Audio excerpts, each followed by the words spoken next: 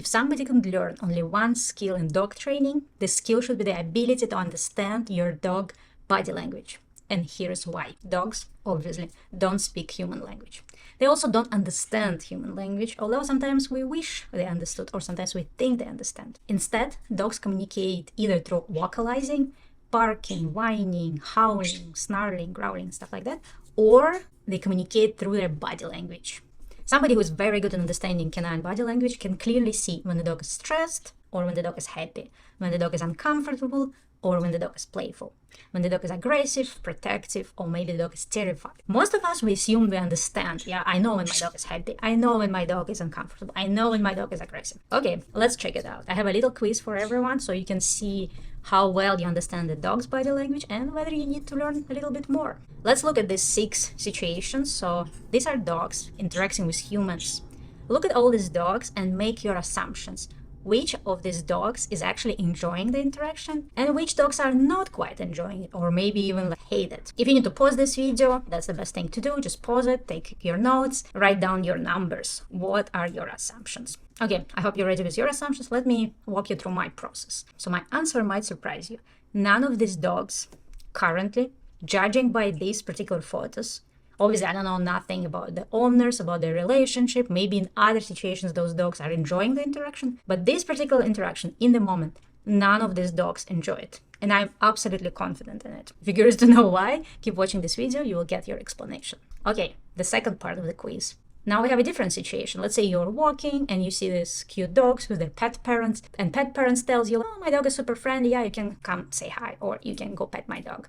So which of the dogs are good to go say hi to, are good to be approached, and which dogs you would probably choose not to approach. So we have 5 dogs here, the dog number 7, the dog number 8, the dog number 9, 10, and 11. Again, pause this video, make your assumption, and then you can check whether your assumptions are the same as mine. I hope you're done with your assumptions. Let me share what I think about this. Again, I tricked you. None of these dogs are actually enjoying this interaction. You probably disagree with me at this point, but again, I will explain why I'm confident that none of these dogs in this particular moment, not in general in their life, it doesn't mean they're always not liking people, but in this particular moment, they're not liking the person who's approaching them in this particular photo. Okay, quiz results. So now try to count how many of your answers were correct. If you guessed 9 or 10 or 11 dogs correct, you're a true dog whisperer. I mean, a good one. You really can understand dogs, you can read their body language, and maybe you shouldn't be even watching this video. I'm joking. There is always something to learn. Okay, the next one. Maybe you guessed 5 to 9 dogs. So you guessed more than half or almost half. You're on the right path. You have a good feeling of dogs. Keep learning, keep getting new knowledge. You're gonna be a dog whisperer soon. If you only guessed 0 or 4, don't feel bad about yourself. It just means that you don't have enough information about the dog's body language, and that's why we're having this video. Let's keep learning, everyone. Okay, we just looked at the situations where like, oh, I'm petting this dog, I'm interacting with my dog, somebody is coming to say hi to my dog. It seems like, I mean, it's silly, you know, like we don't need to stare at the dog and figure out like, oh, is my dog happy right now or not? But what are the other situations when it's absolutely crucial, absolutely essential to understand your dog's body language?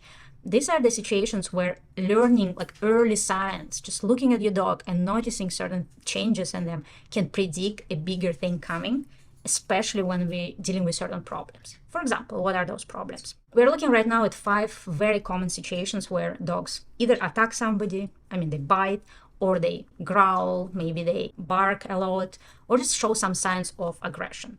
Usually in these situations, this aggression can happen very sudden, and I'm a dog trainer, and when people come to me with certain aggressive or reactive dogs, they say, this just happened out of the blue. Everything was fine, and this happened, so I need to do something about it. And usually, if you are very experienced with, working with dogs, you can actually prevent these situations from happening. So if the dog shows aggression, it's never random.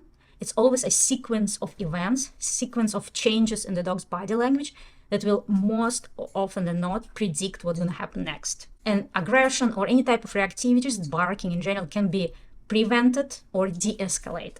Let me show you something very important. Even if you don't care about the dog's body language, the next piece of information is quite important. It's called the canine aggression ladder. So as I said, aggression is a series of events, it's a sequence of events.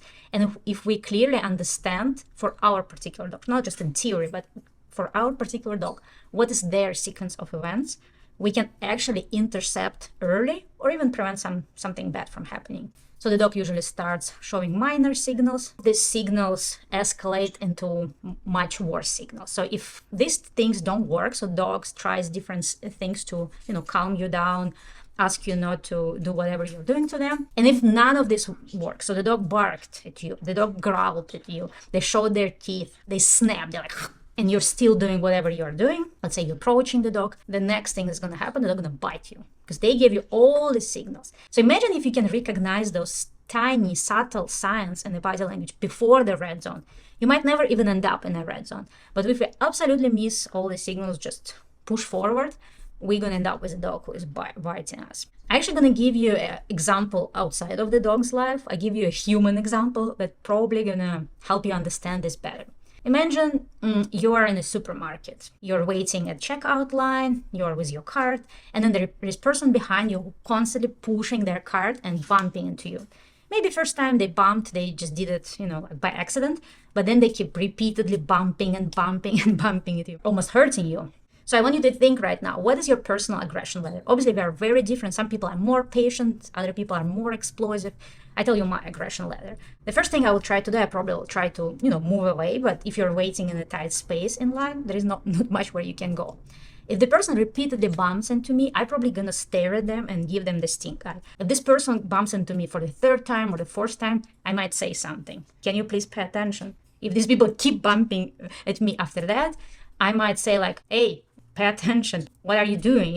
Stop it. But now imagine this happened once to you. Maybe in general, it was a good day. You just had a nice, pleasant day. Somebody bumped into you. You might not even escalate up this ladder. You might just give somebody a stink eye and then like, whatever, this person just clumsy. But what if this happened to you before?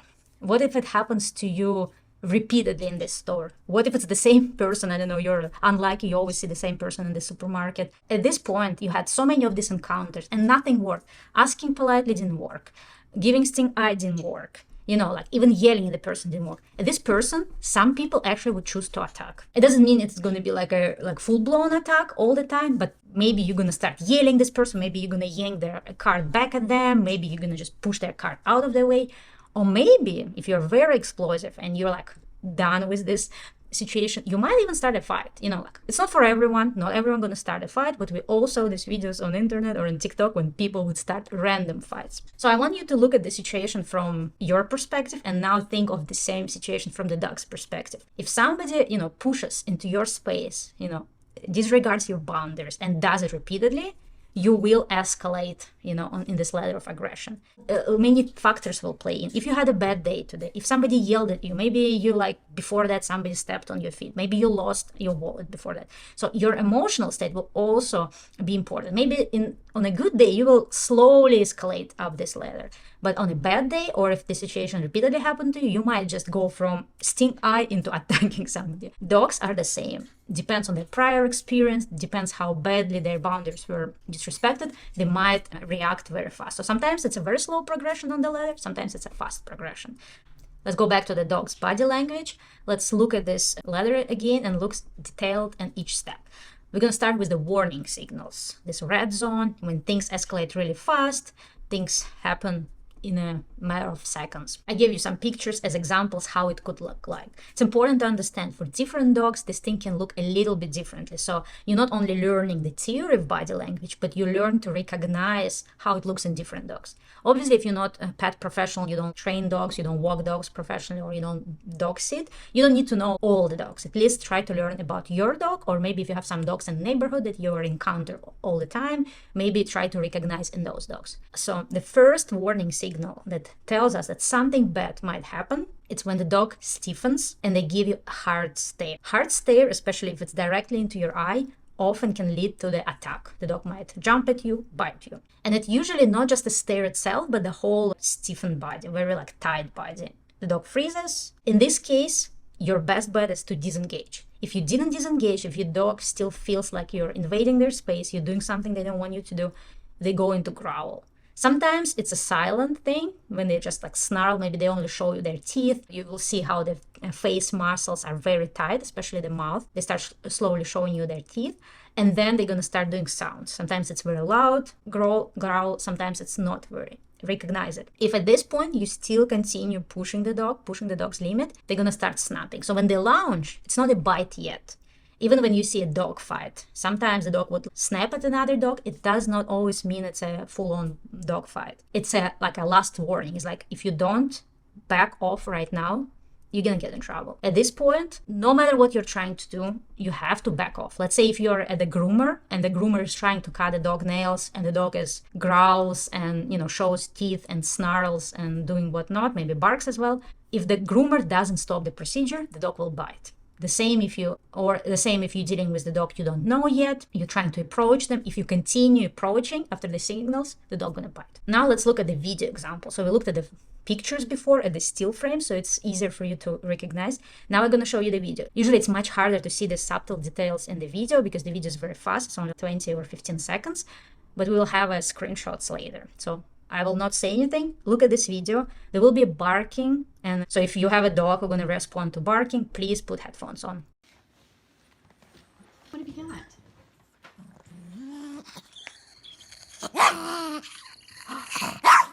What is wrong? Okay, now we're going to watch this video one more time, but here you're not going to hear the sound. You're going to hear my commentary. Notice how the dog is very stiff. They're staring at the person. Tight face muscles. They started showing teeth. We should see more of the teeth. Notice how the dog lunged. And before the dog was laying down like this, now it's in full-on attack mode. There is no bite in this video, but if this particular pet parent continues doing what they're doing, they're going to be beaten. And I don't know if you noticed or not in this video, there is a little chew treat next to the dog. So the dog is actually guarding the treat. The dog is not trying to bite the owner for no reason. But sometimes people say, like, I don't know what was happening. My dog was on the couch. I approached them. They beat me. Because they were protecting their valuable resource. We're going to have another video about resource guarding. If it's already posted, you can check it in the description. So the dog is guarding the resource. In this case, they're warning you, please stay away. I don't want you to approach my resource. I'm just here chilling with my treat. Usually people think like the same, like this owner in this video is like, oh, what's going on? Why are you barking at me? So again, if we learn the body language, we don't need to know what's happening, but we can see the warning signals. We just need to back away and then maybe establish what's happening. Now let's look at the screenshot one more time. Dog stiffens, especially you can see the eyes there popping like this. So the dog is definitely in a very weird state right now. Then you see how they started moving their lips. They started growling more and more and more until we actually see the teeth. And then the next one, the dog snaps. Don't bite yet, does not attack yet, just snaps. It's just the last warning signal. Also, pay attention to the front paws. You see how in the middle, in the first picture, in the middle picture, the dog is like this. In the second picture, the dog starts moving. So what can actually happen next? Even the person is not approaching the dog gonna approach the person and bite. Because the dog is in a full-on attack mode. Okay, so these are the most important warning signals anyone has to understand. If you have children, if you deal with children, if you have people who are not pet parents, if you have people who are pet parents, you have to understand if the dog stiffens, hard stares, barks, growls, shows teeth, this dog should not be approached. And not just not approach, you should back off as much as possible. Because it's not only our safety, it's also for the dog. The more bite history the dog has, the harder it's going to be for you to rehabilitate this dog. So we want to avoid potential confrontation that ends up in the dog attacking us. It's better for us, it's better for the dog.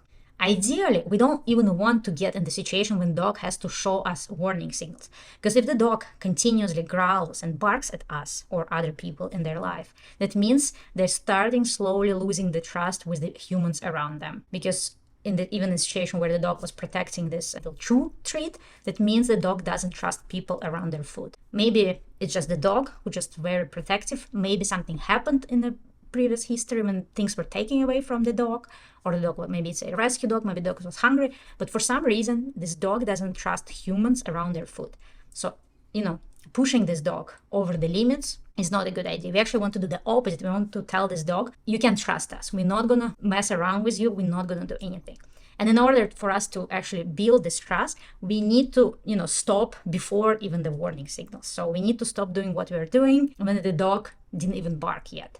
In the video that we watched right now, unfortunately, this video doesn't have the beginning, but I bet the dog was sending other signals from our aggression ladder. The dog was probably looking away, maybe lip licking, maybe staring into the side like this, like trying to show I'm not comfortable with you approaching me.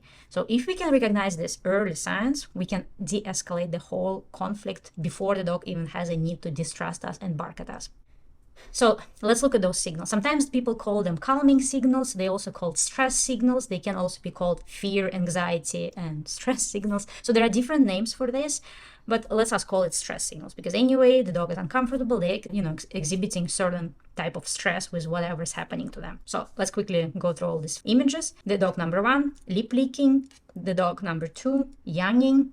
These are usually early signs of discomfort, so the dog is not afraid yet, but they kind of telling us, like, I don't know what's going on, I don't like the situation. Also, when the dog is leaning away, turning their head away, maybe sitting sideways, it's also like some type of the dog is trying to avoid this interaction. If the dog walks away, that's obviously, please don't chase your dog. So let's say if you're trying to, trim your dog nail and they consistently run away from you, please don't chase after your dog. Instead, you need to do desensitization training. There are lots of videos on the internet, on YouTube, how to do a proper desensitization, how to teach dogs to accept any type of husbandry, like taking a bath, brush and grooming and stuff like this.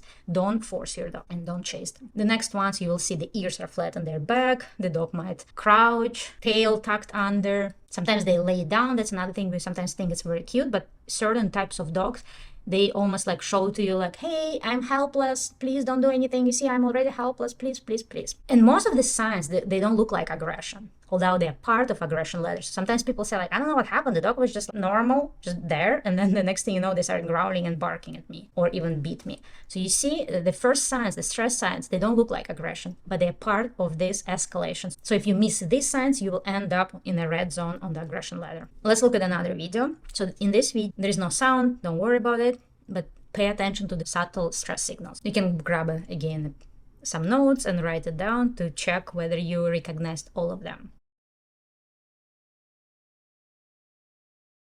Now we're gonna watch the video again and I'm gonna talk over it. So you see the dog cowering, so it's trying to choose a low posture to make themselves smaller. The ears are flattened to the back. Lip licking, the dog looks away, retreats. So at this point, you might look at this dog and say, oh man, this dog is friendly.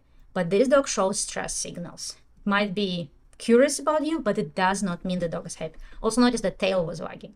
Tail, it's unfortunately for another video, but tail is the most tricky thing. Wagging tail does not mean the dog is friendly. Forget about it. That's not correct. And again, in the future video, we're going to look at the tail and what's going on. Okay, screenshots again. If you nose licking was twice. There was even a moment when the dog blinked. It's very hard to notice, but it was there. The head turning away, the dog is trying to show like, hey, hey, hey, let's de-escalate. The ears are back, the dog is showing that they're small, and eventually the dog walks away. What can go wrong in this particular video? If we decide, oh, this dog is friendly, and then we decide to enter this dog's space. This dog actually might be very friendly to strangers, but right now the dog is on the chain, so it's limited how far they can go, so they can't avoid us. So if we step into this dog's territory, the dog might attack us because they need to protect this territory, and also because we don't give them a choice. If this dog was off leash, most probably this dog would just run away from us, as most street dogs do. But this dog, it can't run away because it's attached. So if we approach this dog, the next what the dog gonna do, they're definitely gonna start barking at us. And if we try to grab this dog, pat them, or restrain them, they're definitely gonna snarl and eventually bite us. In this case, if you see the dog showing these mixed signals and you don't quite understand, if it's not your dog, if it's not your friend's dog that you have long histories, just let this dog be. Again, body language, aggression ladder, we need to know these things so we can de-escalate the conflict before it even blows up. 2 strategies. If you're already in a red zone, so the dog is, not only showing body language and teeth, but they're also barking, growling, please step back immediately and ideally walk away. If you can't walk away, just step back. If the dog is still showing the green zone, yellow zone signals, the best is to stop doing what you're doing and just give the dog a break. So let's say if you're grooming this dog, or maybe you're trying to put the harness on, and maybe it's not your dog, maybe you're walking your friend's dog, just stop what you're doing and observe the dog. Is the dog escalating more? Is they running away? Are they trying to do something else? Sometimes it's just worthwhile just to give a dog a break so the dog kind of like, oh, okay, I guess you're not pushing through my boundaries. Okay, I guess I can trust you. Obviously, we don't always deal with the situation when it's like full on aggression and bite. But what are other situations where it's very useful to learn the body language? Here are another 3 situations. The first one is leash reactivity. Your dog might be super social, okay with guests, okay with your friends. Sometimes you even hike off leash and the dog is perfect. But every time your dog is on leash, they just become a, I don't know, demonic creature that lounges and barks and stuff. Most probably the dog shows you signals before that. So if you know like a body language, you might notice some things that will lead to the dog escalating into barking.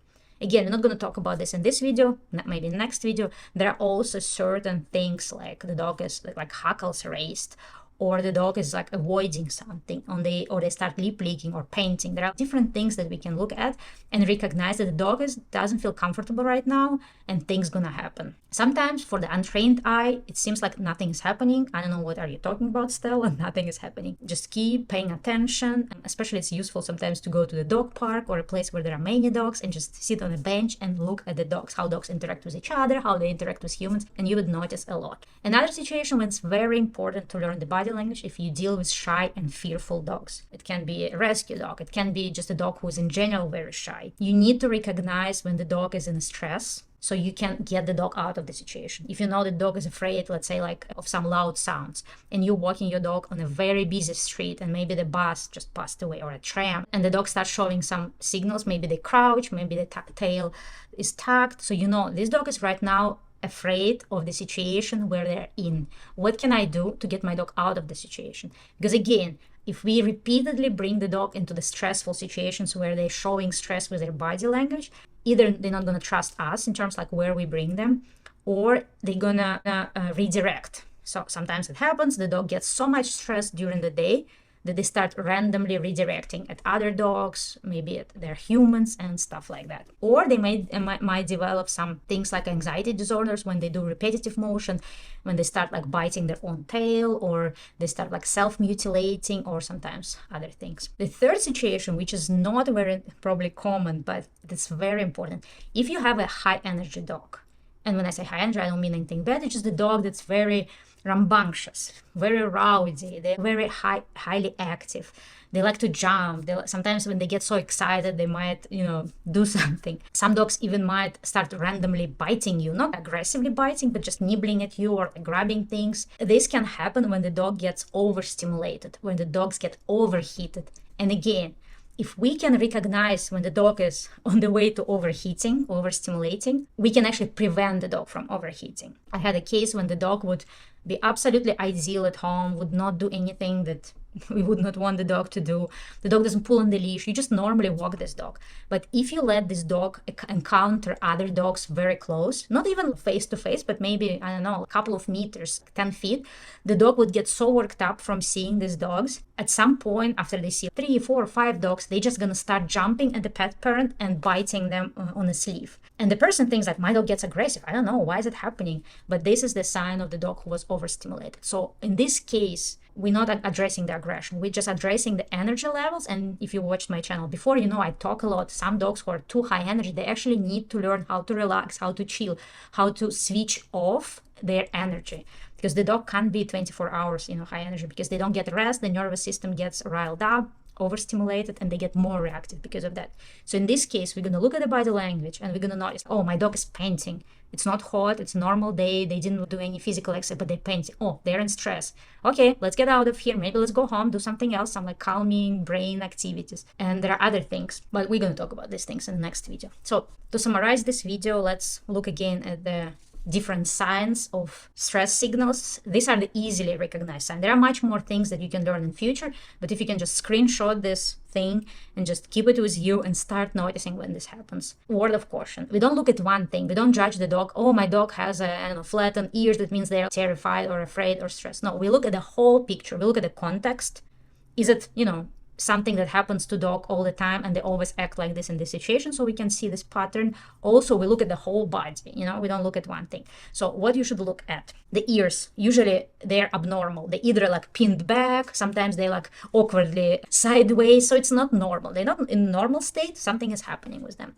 Second, tail tucked. Most of the time the tail is tucked. That means the dog is stressed or afraid. Next one, stiff body. So you see the ears, you see the tail, and the dog is frozen, like very still, or even if sometimes they're moving, but you see like it's very tense movements. Whale eye. So when the dog is like the eyes are popping out, or sometimes they're looking sideways, and that's why you see the whale eye. You know, the white part of the eye is very highly visible. With some dogs it's very visible, with other dogs it's less visible, but you will see it. Also, in general, you will see it's very tense muscles on the face. So the dog is like this. And other subtle things like yawning and nose licking. People often tell me that, oh, like the dog maybe just licks their face because, I don't know, maybe something is there. Maybe they just ate something. Obviously, we're not talking when the dog is yawning because they are about to go to sleep.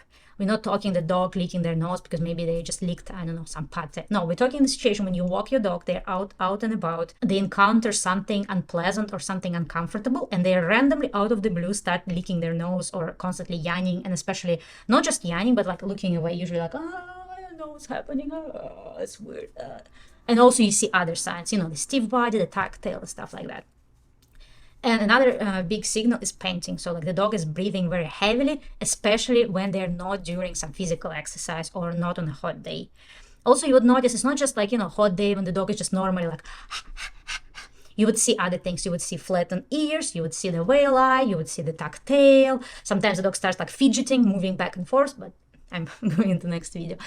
So if you want to save this thing, you probably already screenshotted it.